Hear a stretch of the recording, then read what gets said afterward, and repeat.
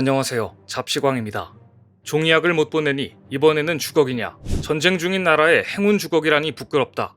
전쟁 중인 우크라이나에 주걱을 선물하고 온 기시다 총리에 대해 일본인들이 조롱하며 올린 댓글들의 내용입니다. 우크라이나 수도 키이우를 방문한 기시다 후미오 일본 총리가 젤렌스키 우크라이나 대통령과 정상회담을 마치고 밝게 웃으며 선물한 것은 어이없게도 필승 주걱이었습니다. 일본에서 샤모지라 불리는 이 50cm 길이의 나무 주걱은 기시다 총리의 선거구가 있는 히로시마의 특산품입니다. 기시다 총리는 기회만 있으면 자신의 지역구 특산품인 이 주걱을 언론에 노출시키려고 갖은 애를 써왔습니다. 전쟁 중인 나라에 가서 결국 본인의 선거 운동을 한 셈인데요. 그런데 이번에는 정말 번지수를 잘못 짚었습니다. 필승 주걱은 일본어로 밥을 먹다와 적을 잡다, 체포하다는 말과 읽는 법이 비슷해 승리를 기원하는 상징물로 쓰입니다. 히로시마에서는 고등학교 야구, 축구 등 경기에서 관중이 응원할 때 사용하기도 합니다.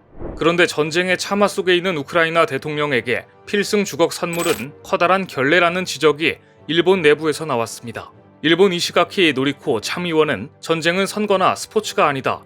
희생자가 많이 나오고 있는 그 전장에 가서 필승이라니 너무나 부적절하다고 비판했습니다. 또 이즈미 겐타 이펀 민주당 대표도 기자회견에서 긴박한 외교 중에 필승 주걱 선물은 위화감을 느끼게 하는 선물이라는 생각을 지울 수가 없다. 중요한 회담에서 왜 고향을 홍보하느냐고 지적했습니다. 일본 네티즌들도 사람이 죽는 전쟁을 스포츠 경기 취급했다. 일본에서 대지진이 일어났을 때 다른 나라 정상이 자기 나라 특산물을 선물하면 기분이 어떻겠느냐와 같은 부정적인 반응이 줄을 이뤘습니다. 일각에서는 이번 선물이 일본의 고유 문화인 종이약 1000마리와 유사하다고 지적했습니다. 일본에서 종이약 1000마리는 행운을 가져다주는 동시에 아픈 이들의 회복을 앞당겨준다고 여겨지는 선물입니다. 이 때문에 지난달 튀르키예와 시리아에서 대지진이 발생했을 때 일본에서 종이약을 접어 보내려는 움직임이 있어 논란이 일었는데요. 당장 물이나 의류 등 생필품이 필요한 곳에 집만 되는 종이약 수만 개를 보내는 게 과연 적절한 선물인가 하는 논란이 일었던 것입니다. 그래서 이번에도 전쟁 중인 국가의 승리를 기원하는 기념품을 선물할 수는 있으나 필승 주걱 샤모지가 종이약 1000마리와 마찬가지로 일본 문화를 이해하지 못한다면 곤란할 수 있는 선물이라는 비판이 제기된 것입니다. 사실 이는 선물을 가장한 생색내기에 가깝습니다. 아베 전 총리에게 골판지가 있었다면 기시다 총리는 주걱이 있습니다. 기시다 총리는 일본 국회 내 자신의 사무실에도 성인 어깨 높이까지 오는 거대한 크기의 나무 주걱을 장식품으로 세워놓고 있고 지난 2015년 윤병세 외교장관과 회담을 한 이후에도 나무 주걱을 선물했습니다. 결국 우크라이나의 필승을 기원한다는 이야기도 상황에 맞춘 허울 좋은 소리일 뿐 자신의 지역구 관리를 위해 아무데서나 주걱을 선물했다는 점인데요. 눈치 없는 선물 사랑은 기시다 총리의 아들에게까지 유전으로 이어졌습니다. 작년 가을 기시다 총리는 국내외를 깜짝 놀라게 만들었습니다. 지금까지 전 현직 국회의원이나 고위 관료가 맡던 총리 비서관 자리에 자신의 장남을 떡하니 앉혔기 때문입니다. 우리나라 같으면 있을 수도 없는 일입니다. 아무리 세습 정치인이 많은 일본이라지만 중책인 내각 총리의 비서관 자리를 자신의 혈육에게 주다니 이것은 누가 봐도 기시다 총리가 아들의 경력을 관리하고 세습 후계자로 키우려는 의도로 보여지기에 충분했습니다. 더구나 기시다의 장남 쇼타로는 31살에 불과한 데다가 정치나 관료 경험이 거의 없다는 것도 문제였습니다. 아사히 신문은 총리가 불신을 초래하고 있다고 비판 사설까지 썼지만 기시다 총리는 안하무인이었습니다.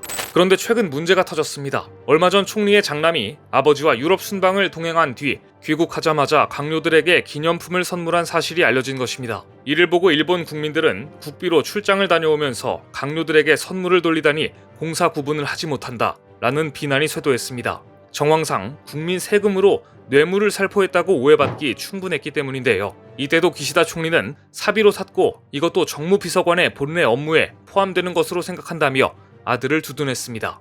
물론 사비로 샀다는 어떠한 증빙도 없었습니다. 공사 구분 못하기는 부전자전이라 할 만합니다. 사실 총리의 선물 논란은 고인이 된 아베 전 총리가 먼저였습니다. 트럼프에게 선물한 골프채가 국적 논란으로 한동안 뜨거운 이슈가 됐기 때문입니다. 아베 전 총리가 뉴욕을 방문해 트럼프에게 일본 유명 기업 혼마골프의 골프채를 선물했는데 알고 보니 혼마골프는 2010년 중국의 대형 유통기업 머라이언 홀딩스에 넘어갔으니 일본 총리가 중국산 골프채를 미국 대통령에게 선물한 꼴이 돼버렸기 때문입니다. 문제가 커지자 혼마골프 관계자가 나서 트럼프에게 전달된 골프채는 일본 야마가타 현에 있는 사카타 공장에서 제작한 것인 만큼 중국산이 아닌 일본산이라는 궁색한 해명을 해서 논란을 더 키우기도 했습니다. 보통 대통령이나 총리가 외국에 선물을 보낼 때는 심사숙고해서 보내기 마련인데 일본 정치인들은 선물을 받는 상대방이 아닌 주는 자신의 관점에서 생각을 하다 보니 선물을 주고도 욕을 먹는 민망한 상황이 자주 연출됩니다. 이번 기시다 총리의 우크라이나 방문을 앞두고 일본 외무성의 관료들은 골머리를 앓은 것으로 알려졌습니다. G7 정상 중 유일하게 우크라이나 수도 키이우를 방문하지 못한 기시다 총리는 어떻게 해서든 우크라이나 방문을 추진하라고 외무성 관료들을 닥달했는데 관료들 입장에서는 보안이 문제였던 겁니다. 의원 내각제인 일본에서는 국회 개회 중 총리가 해외에 방문하려면 국회 보고가 필요한데 국회에 보고하는 순간 기시다 총리의 동선이 드러나게 됩니다. 이렇게 된다면 전 세계의 일본 총리의 동선을 전부 알려주게 되는데 경우상 문제가 생길 수밖에 없습니다. 더구나 전후 일본 총리가 전쟁 중인 외국을 방문한 사례가 없는 데다가 미사일과 드론이 난무하는 우크라이나 상공을 어떻게 지나는지도 문제였습니다. 앞서 젤렌스키 대통령이 미국을 방문했을 때도 비밀리에 키이우에서 야간 열차로 폴란드 남동부 프세미시우로 향한 뒤 인근 공항에서 미군기에 탑승한 것으로 전해졌습니다. 이만큼 극비리에 추진해야 되는 일이었습니다. 아마 한국이었으면 공군과 협력해서 경호를 수행했을 텐데요. 그런데 일본 자위대는 그럴 수도 없습니다. 자위대가 경호를 맡는다는 법적 근거가 없는 데다가 일본 경시청 경호원인 SP에게 맡기려니 경시청의 장비가 자위대에 비하면 크게 뒤떨어졌습니다. 따라서 외무성 관료들은 이러지도 저러지도 못했다고 하는데요. 그래도 기시다가 계속 외무성을 닥달했고 결국 일본은 두 번째 경호 참사를 맞이하게 됩니다. 기시다 총리의 경호를 영국과 프랑스에 의뢰한 것으로 밝혀졌기 때문입니다. 결국 미비한 법안 때문에 일본 정상의 경호를 외국에 맡기게 되었으며 기밀사항인 일본 정상의 동선이 영국과 프랑스로 자진 유출되는 웃지 못할 상황이 펼쳐진 것입니다. 잘못된 원칙을 고집하다가 융통성 없이 어처구니 없는 결정을 내리는 일본의 오랜 습관이 또다시 나왔습니다. 이렇게까지 무리를 하면서 기시다 총리가 우크라이나 방문을 강행한 이유는 결국 모두 4월에 있을 지방선거 때문입니다. G7의 일원으로서 일본 총리의 위상을 국민들에게 보여줘야 했고 이런 퍼포먼스는 선거 직전에 보여줘야 표로 연결되기 때문입니다. 하지만 이런저런 우여곡절 끝에 결국 우크라이나를 방문해서 젤렌스키 대통령에게 논란의 주거까지 선물하고 왔지만 돌아온 것은 러시아의 미사일이었습니다. 러시아는 기시다 총리가 우크라이나 대통령과 정상회담을 가진 바로 다음 날 전격적으로 쿠릴 열도에 미사일을 배치해버렸습니다. 러시아가 일본과 영유권 분쟁을 벌이고 있는 쿠릴 열도에 미사일을 배치해 일본의 코앞에서 언제든 미사일을 쏠 수 있게 한 것입니다. 러시아는 일본과 영유권 분쟁이 치열한 이곳에 지난 1년 사이에 전투기와 대공 미사일 시스템을 비롯해 400개의 현대적 군사 장비를 확충했는데 이번에 미사일까지 배치했습니다. 기시다 총리의 우크라이나 방문은 시진핑 중국 국가주석과 푸틴 러시아 대통령의 정상회담과 같은 날 이뤄졌습니다. 기시다 총리로서는 극적인 장면을 연출하기 위해 이날을 선택해 우크라이나에 갔겠지만 러시아가 미사일 배치로 맞불을 놓은 것입니다. 결과적으로 기시다 총리의 선거운동의 대가로 일본 국민들은 턱 밑에 미사일이 배치되는 결과를 얻게 됐습니다. 오늘 준비한 소식은 여기까지입니다. 댓글을 통한 여러분들의 많은 의견 기다리겠습니다. 시청해주셔서 감사합니다.